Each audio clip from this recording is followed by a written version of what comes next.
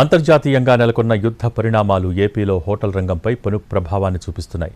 Commercial gas సరఫరాలో కోతపట్టడంతో hotels పూర్తిగా మూతపడే పరిస్థితికి చేరుకున్నాయి. అయితే గ్యాస్ కొరతపై ప్రజలు ఆందోళన చెందవద్దని ఏపీ ప్రభుత్వం సూచించింది. నేచురల్ గ్యాస్ లైన్లు ఉన్నాయని, ఆ మార్గంపై చర్చిస్తున్నామని తెలిపింది. తిరుపతిలోని హోటల్ రంగంపై గ్యాస్ కొరత తీవ్ర ప్రభావాన్ని చూపిస్తోంది. నగరంలోని గ్యాస్ కంపెనీలు కమర్షియల్ సిలిండర్ల సరఫరాపై పరిమితులు విధించాయి. దీంతో హోటల్ యజమానుల్లో తీవ్ర ఆందోళన నెలకొంది.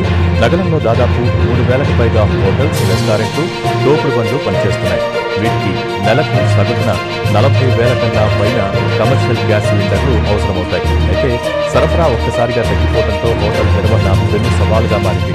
కొన్ని హోటల్స్ పరిమిత మెనూతోనే కొనసాగుతుండగా మరికొన్ని పూర్తిగా మూతపడే పరిస్థితి కనిపిస్తోంది.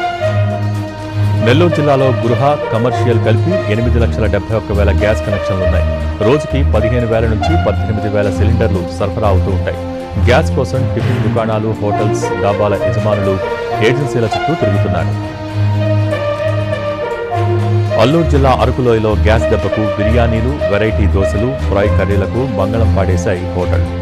సమ్మర్ సీజన్ దెబ్బ కొడితే వ్యాపారాలు మూసుకోవడం తప్ప మరో దారి లేదంటున్నారు వ్యాపారులు. అంతర్జాతీయంగా నెలకొన్న యుద్ధ పరిణామాలు ఏపీలో హోటల్ రంగంపై పెను ప్రభావాన్ని చూపిస్తున్నాయి. కమర్షియల్ గ్యాస్ సరఫరాలో కోతపట్టడంతో హోటల్స్ పూర్తిగా మూతపడే పరిస్థితికి చేరుకున్నాయి. అయితే గ్యాస్ కొరతపై ప్రజలు ఆందోళన చెందవద్దని ఏపీ ప్రభుత్వం సూచించింది. నేచురల్ గ్యాస్ లైన్లు ఉన్నాయని, ఆ మార్గంపై చర్చిస్తున్నామని తెలిపింది. తిరుపతిలోని హోటల్ రంగంపై గ్యాస్ కొరత తీవ్ర ప్రభావాన్ని చూపిస్తోంది.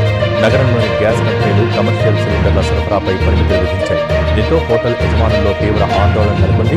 నగరంలో దాదాపు 3,000కు పైగా హోటల్స్, రెస్టారెంట్లు, తోపుడు బండ్లు పనిచేస్తున్నాయి.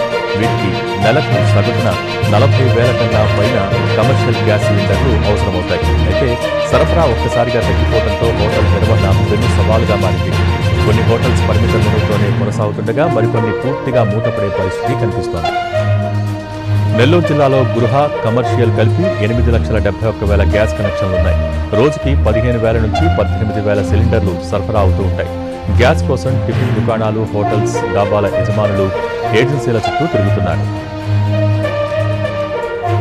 అల్లూరు జిల్లా అరకులోయలో గ్యాస్ దెబ్బకు బిర్యానీలు, వెరైటీ దోశలు, ఫ్రై కర్రీలకు మంగళం పాడేశాయి హోటళ్లు. సమ్మర్ సీజన్ దెబ్బ కొడితే వ్యాపారాలు మూసుకోవడం తప్ప మరో దారి లేదంటున్నారు వ్యాపారులు.